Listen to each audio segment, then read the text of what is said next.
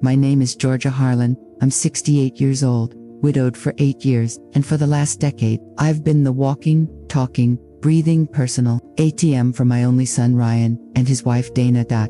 It started small, a few hundred here for a car repair, a couple thousand there when Ryan temporarily lost his job. Then it became routine.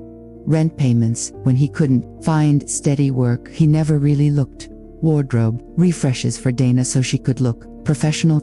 Vacations to Hawaii, Mexico, the Caribbean, always just the two of us. Mom, it's romantic. You understand, right? I understood. I understood so well that I stopped asking to be included. I stopped dreaming of seeing the ocean again.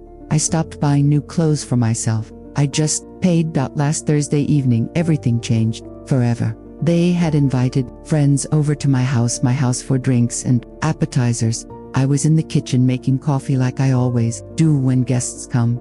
I heard Dana's voice, loud and careless, drift in from the living room. That old woman is only good for paying our bills. The room exploded in laughter. The loudest laugh came from my own son. I froze, coffee pot trembling in my hands. I stood there in the doorway, watching them, my son, my daughter. They're laughing. Friends mock the woman who had financed their entire adult lifestyle. Ryan didn't defend me. He didn't even look uncomfortable. He just laughed harder, like it was the funniest thing he'd ever heard. That was the moment something inside me died. Not love, not hope, the last shred of illusion that they saw me as a mother, not a wallet with legs. I didn't say a word that night. I'd served the coffee, I smiled, I nodded. I let them laugh, but inside, a cold, clear rage began to burn. That night I couldn't sleep, not from sadness, from clarity. At 3 a.m., I got up, sat at my computer, and started undoing 10 years of financial abuse. First, I canceled every single additional credit card they had in my name. Cards. Every one of them. Done.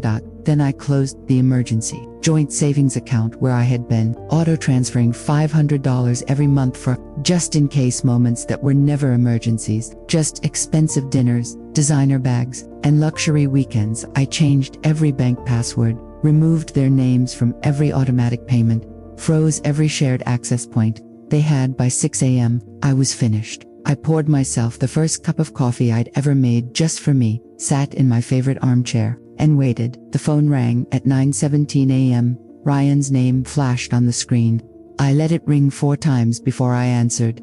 Mom, why are all the cards declined? I'm at Crestview Grill with Dana's mom for her birthday lunch. None of them work. People are staring. The waiter is getting pissed. What the hell is going on? I could hear the restaurant noise in the background. Clinking glasses, laughter from other tables, the low murmur of humiliation. Good morning, Ryan, I said calmly. Double quotes. Mom, seriously, fix this now. We're in public. Dana's mother is here. How am I supposed to pay a $220 bill with everyone watching? I leaned back in my chair, looking out at the garden I had tended alone for 8 years. The cards are canceled because I'm no longer financing your lifestyle. Silence, then panic.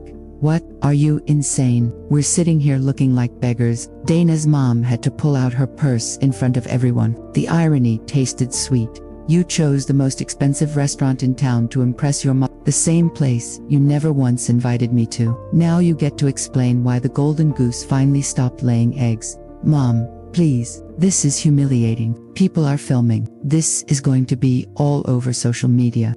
That's your problem now, son, not mine. I heard Dana in the background, voice rising. Then her mother, then the waiter asking for payment again.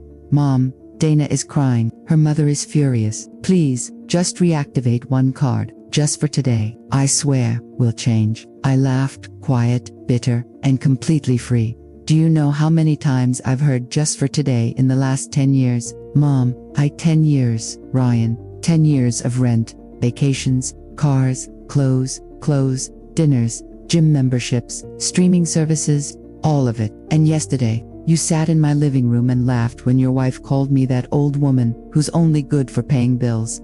Silence again. He didn't deny it. He couldn't. I continued, voice steady. I'm done being your safety net. You're 35 years old. You have a degree. You have a job. Figure it out. I hung up. The phone exploded after that. Ryan. Dana's mother. Unknown numbers. Texts. Voice.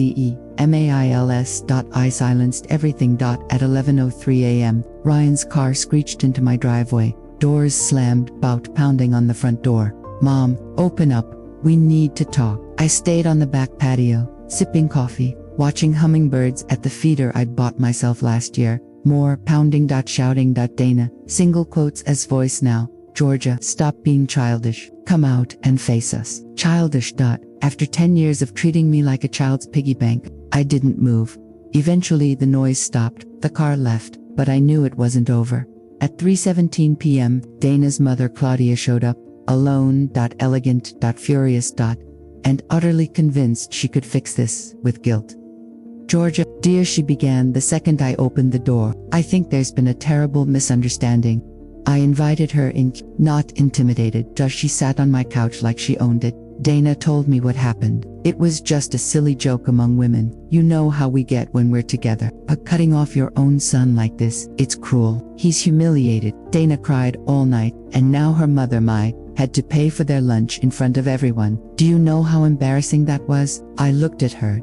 Really looked. "Claudia, did you ever wonder why your daughter and son-in-law needed me to pay for everything? Did you ever ask why two grown adults with degrees and jobs couldn't cover a $220 lunch?" She blinked. Shifted. "They're young, building their life. It's normal for parents to help.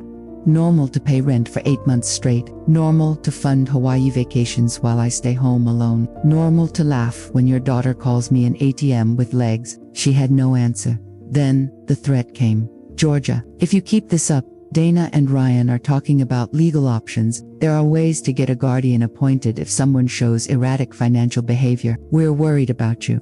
There it was. The final card. I smiled, slow, cold, and completely unafraid. "Claudia, I had a full psychological evaluation yesterday. The report says I'm of sound mind, especially because I'm finally protecting my finances from family exploitation. My lawyer has it on file. Try that route, please, I dare you." Her face changed. She left 5 minutes later. That night I booked a 5-day cruise. Solo. First class all-inclusive, $1,800. The most money I'd ever spent on myself in 20 years. I left Wednesday morning. 5 days of sleeping late. Eating whatever wanted. Reading books on deck chairs, watching sunsets without calculating how much the trip cost someone else. I met other women my age. Widows. Divorced. Some financially abused by their own children. One woman, Isabel, told me her son had used her card for online gambling. Another, Helen, had paid her daughter's student loans, only to discover the daughter had never gone back to school. We laughed, we cried, we promised each other we'd never apologize for protecting ourselves again. When I came home Sunday night, there were no angry voicemails, no pounding on the door. Instead, one text from Ryan, "Mom, I got a personal loan to cover the car insurance. We found a cheaper apartment, moving next month. I'm sorry. Really sorry. When you're ready, I'd like to talk. No money involved, just us." I didn't reply right away. Monday morning I called my lawyer again. I changed my will, 50% to charities that help abused elders, 30% to my sister Elaine, who never asked me for a dime in 40 years, 20% to Ryan, but only if he maintains complete financial independence for 5 full years. Proof required. Bank statements, tax returns, no loans. No bailouts. If he falls back into old habits, it all goes to charity. I also set up a monthly allowance for myself, $2,000 every month, for travel. For clothes, for whatever I want. No guilt, no justification. Just me, finally living like I matter. 2 months later, Ryan and Dana came for Sunday lunch. They brought groceries, they cooked. They stayed 3 hours. No requests for money. No hints. No pressure.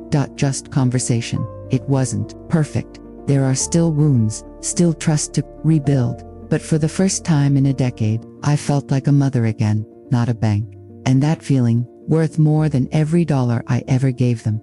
If you've ever been the family ATM, know this. You can stop, you can say no, you can choose yourself. And when you do, the world doesn't end, it finally begins. God bless.